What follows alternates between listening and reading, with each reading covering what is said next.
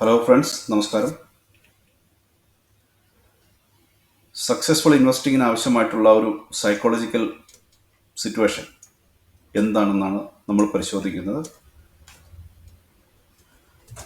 ഇതിനകത്തുള്ള ഒരു വിഷയം ദ ഇല്യൂഷൻ ഓഫ് കൺട്രോൾ. നമ്മൾ കൺട്രോളിലാണ് എന്ന് നമുക്ക് തോന്നും. അത് അങ്ങനെ ഒരു തോന്നലുണ്ടാകാൻ കാരണം ഒരുപക്ഷെ ചില പാറ്റേൺസ് ആവാം.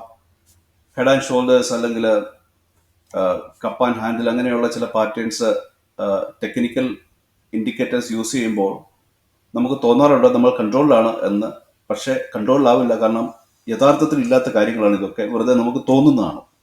അതായത് കൂടുതൽ ട്രേഡുകൾ എടുക്കുക, മാർക്കറ്റിലുള്ള നിക്ഷേപകർ കൂടുതൽ ട്രേഡിൽ ഏർപ്പെടുക എന്നുള്ളത് ഈ മെയിനായിട്ട് ബ്രോക്കേഴ്സിന്റെ ഒരു ആവശ്യമാണ്. അതുകൊണ്ട് തന്നെ കൂടുതൽ ട്രേഡുകൾ എടുക്കുവാനായിട്ട് ആൾക്കാരെ പ്രേരിപ്പിക്കാറുണ്ട്. ഇതിനകത്ത് ലാഭം കിട്ടുന്നത് ബ്രോക്കേഴ്സിനാണ്. സോ ട്രേഡ് ചെയ്യുന്നവർ ട്രേഡിങ് മാക്സിമം കുറയ്ക്കുക, ആവശ്യമുണ്ടെങ്കിൽ പൂർണ്ണമായ ബോധ്യമുണ്ടെങ്കിൽ മാത്രം അത് ചെയ്യുക, അല്ലെങ്കിൽ ലോങ് ടൈം നിക്ഷേപത്തിലേക്ക് മാറുക. അത് ചെയ്തു കഴിഞ്ഞാൽ ഈ ഇലൂഷൻ ഓഫ് കൺട്രോളിന്റെ ഒരു പ്രശ്നം ഒഴിവായി കിട്ടും.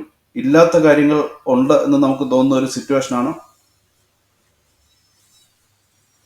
സോ അങ്ങനെ ഒരു സാഹചര്യത്തിൽ കൂടുതൽ റിസ്ക് എടുക്കുവാനുള്ള ഒരു പ്രവണത കാണിക്കാറുണ്ട് നിക്ഷേപകർ.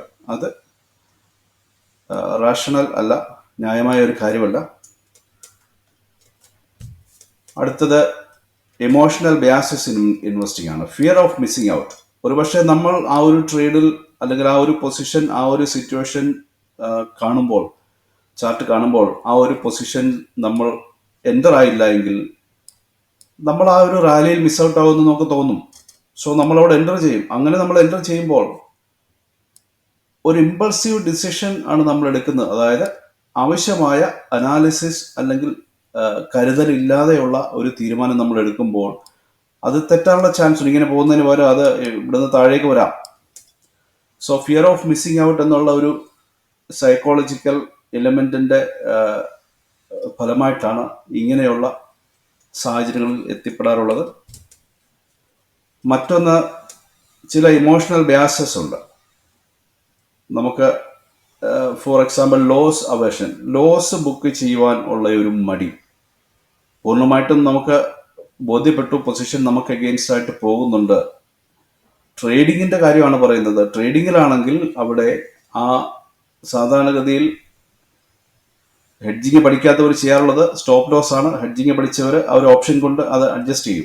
പക്ഷെ ഇത് രണ്ടും ചെയ്യാതെ ആ ലോസ് വേണ്ട എന്നുള്ള ഒരു ചിന്താഗതി വരികയും നഷ്ടം വന്നുകൊണ്ടിരിക്കുന്ന പൊസിഷൻ പക്ഷെ ഹോൾഡ് ചെയ്യാൻ അവർ നിർബന്ധിതരാവുകയും ചെയ്യും. കാരണം അവർ ലോസ് ബുക്ക് ചെയ്യാൻ അവർ വില്ലിങ് അല്ല. അത് കൂടുതൽ നഷ്ടത്തിലേക്ക്, ഒന്നുകിൽ ലോസ് ബുക്ക് ചെയ്യണം, അല്ലെങ്കിൽ അവിടെ ഒരു ഓപ്ഷൻസ് ഉപയോഗിച്ചുകൊണ്ടുള്ള റിപ്പയറിംഗ് നടക്കണം. സ്റ്റോക്ക് റിപ്പയർ പോലുള്ള സ്ട്രാറ്റജികൾ അവിടെ ചെയ്യണം. അത് രണ്ടും ചെയ്യാതെ നഷ്ടം നോക്കിക്കൊണ്ടിരിക്കുന്ന ഒരു സാഹചര്യം ഉണ്ടാവുന്നുണ്ട്. അതും ഒരു ഇമോഷണൽ പ്രശ്നമാണ്. ആങ്കറിംഗ് ബയാസ് ആണ്. നമ്മളൊരു ഇനിഷ്യൽ വ്യൂവോട് കൂടി നമ്മൾ മാർക്കറ്റിൽ ഏർപ്പെടുകയാണ്. ഒന്നുകിൽ ഒരു ലോങ് ആവാം, അല്ലെങ്കിൽ ഒരു ഷോർട്ട് പൊസിഷൻ ആവാം. രണ്ടായിരുന്നാലും അത് തെറ്റിയെന്ന് ബോധ്യപ്പെട്ട് കഴിഞ്ഞാൽ നമ്മൾ അതിനാവശ്യമായിട്ടുള്ള ഓപ്പോസിറ്റ് ആക്ഷൻസ് എടുക്കുക. അതിന് പകരം നമ്മൾ ആദ്യം നമുക്ക് എന്താണോ നമുക്ക് ഫീൽ ചെയ്തത് അതിൽ തന്നെ നമ്മൾ നിന്നു കഴിഞ്ഞാൽ അതും ഒരു പ്രശ്നത്തിലേക്ക് നയിക്കും. അതും ഒരു ഇമോഷണൽ സിറ്റുവേഷനാണ്. Behavioural finance and its insights. Behavioural finance എന്ന് പറയുന്നത് സൈക്കോളജിയും ഇക്കണോമിക്സും തമ്മിൽ, സാമ്പത്തിക കാര്യങ്ങളിൽ ഏർപ്പെടുന്ന രീതിയും തമ്മിലുള്ള ഒരു കമ്പൈൻ ചെയ്തുകൊണ്ടുള്ള ഒരു സ്റ്റഡിയാണ്.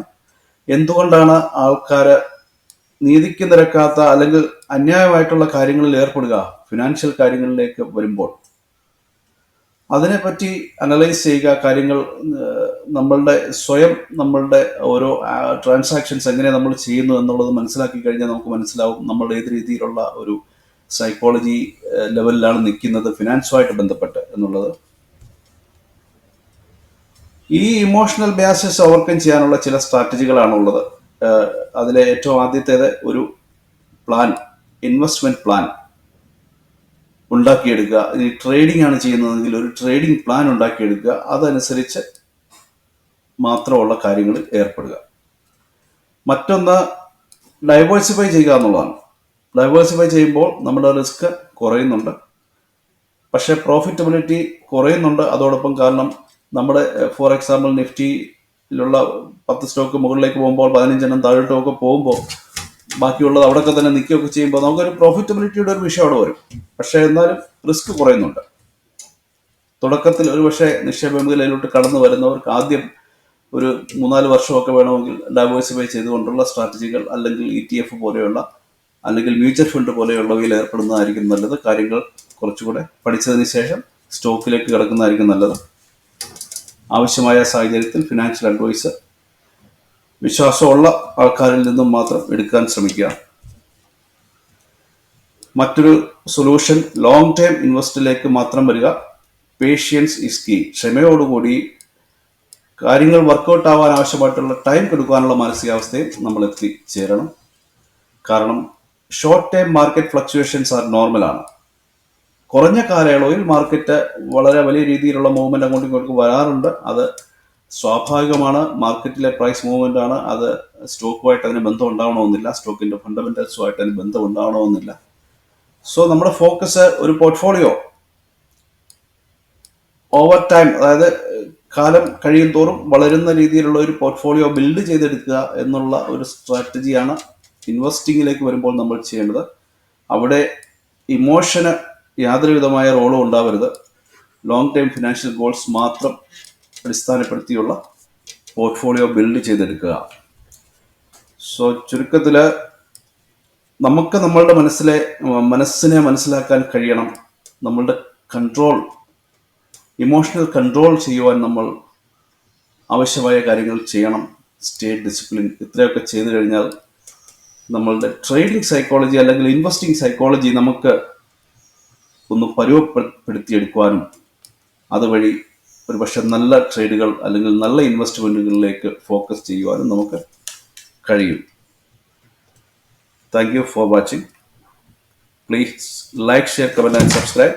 Happy investing.